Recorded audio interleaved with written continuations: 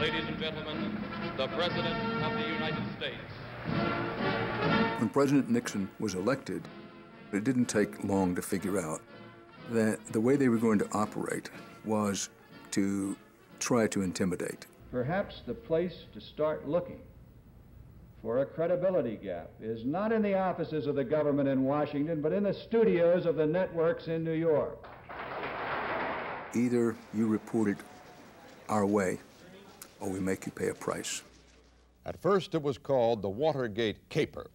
5 men, apparently caught in the act of burglarizing and bugging Democratic headquarters in Washington. From the moment that we began aggressive reporting about what we now call Watergate, how high up in the White House does it go? Relations between President Nixon and the White House, myself and CBS, got progressively worse in a hurry. Mr. President, I want to state this question with due respect to your office, but also as directly as... That would be unusual. This was a sort of technique that President Nixon used just to sort of throw things a little off balance. I wonder if you could tell us what goes through your mind when you hear people who love this country and people who believe in you say reluctantly that perhaps you should resign or be impeached. Well, I'm glad we don't take the vote in this room, we say.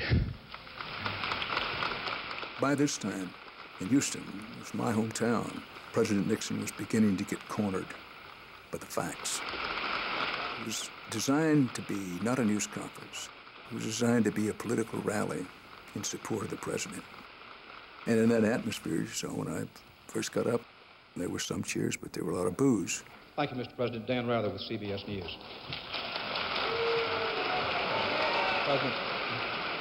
President, are you running for something? I was thinking at the time, don't let him throw you off.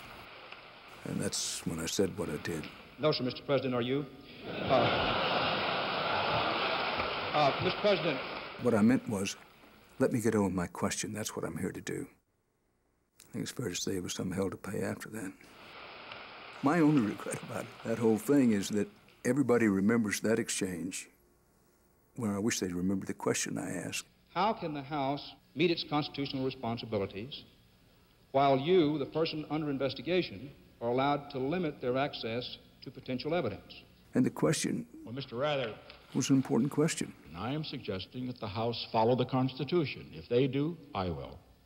In the end, President Nixon could not reconcile what he had been telling people had happened with what the special prosecutor was developing in the way of facts and first-person eyewitness testimony, and that's what led to his resignation. Therefore, I shall resign the presidency effective at noon tomorrow.